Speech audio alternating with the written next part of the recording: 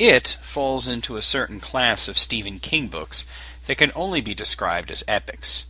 Just one of those really long books that seems to take forever to get through, and tells this huge story that couldn't possibly be done in a 2-hour movie. So they did it on TV for a 4-hour miniseries. It is the story of a creature of untold origin, terrorizing a small town every few decades. It mostly feeds on children, and in the 1950s some kids decided to fight back. They defeat it, but fail to see it through to the end. The creature wasn't destroyed, only wounded, and 30 years later, it's back.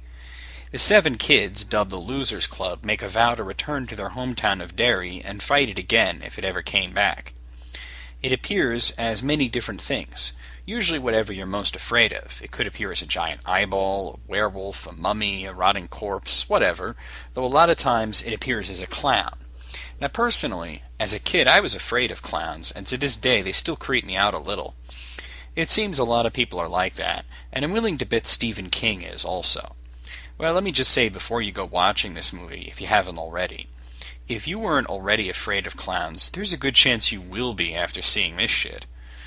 Its true form is closer to that of a spider, and later on, in his fantasy series The Dark Tower, King explained what the creature is in a little bit more detail, likening it somewhat to a vampire.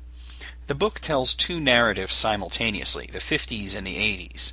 In the 50s, it tells how 7 kids, known as the Losers, come together, discover the creature, band together and fight it, as well as going into the details of their day-to-day lives and the good and bad times they have. These sections of the novel are in a lot of ways every bit as much of a coming-of-age tale as The Body was. In modern times, it tells how the Losers Club fared as adults, and are all brought back together by the promise they made as youngsters and their final confrontation with the nameless horror. The book is vast, and I could talk about it for a long time and barely scratch the surface, so I'll just jump right in and talk about the film. Although the film does do some of the jumping back and forth stuff, it's structured a bit more simply, with most of the stuff when they were kids being in the first half, and most of the adult stuff being in the later half. It's greatly condensed, though everything important is there, and there are a few changes in dynamics, though I personally found the characters to be spot on. Most of the actors who played the Losers were pretty much unknowns or B-listers, though John Ritter plays the adult version of Bill, the de facto leader of the group. Even though the characters look physically different than they were described, for example, the supposedly bald-headed Bill gets a full head of hair and a ponytail, they are all instantly recognizable by their dialogue. It really is a great screenplay adaptation. The acting is also decent, and the big draw is the villain, who, when he takes on the most common role, Pennywise the Dancing Clown, is played by Tim Curry. Curry knows how to play a great mixture of evil and funny, and I couldn't imagine anyone else playing this role. He just does a great evil clown. The special effects are also pretty damn good for 1990. It's before CGI was a big thing, but they do well enough with animatronics and even some stop motion. I'm actually glad they changed the structure of the story, as having 2 simultaneous conclusions really only works on paper. The whole thing is trimmed, and trimmed heavily, but it's done expertly. Actually, there's a lot of aspects of the book to this day that I find to be beyond weird, and I'm glad they left them out. One scene that I could never get over from the book is something that I'm pretty sure King wrote when he was fucked up on mescaline.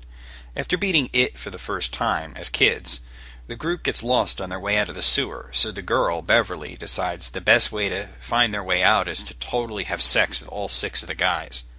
Wait, what?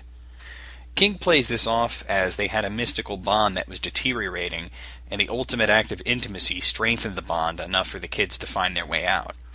Now, when I say it like that, it's almost plausible, but when you stop and think about it, it's fucked up.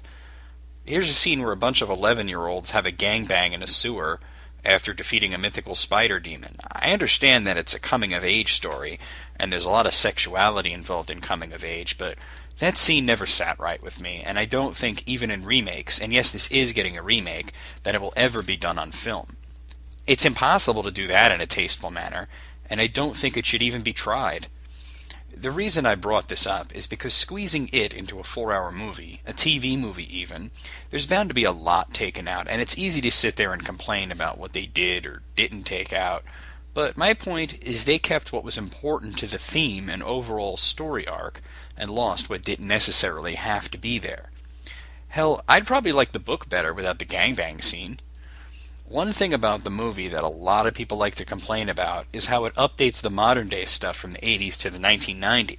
And if you do the math, the kid stuff happened in 1961, while the trappings of it are still very much rooted in the 50s, like in the book.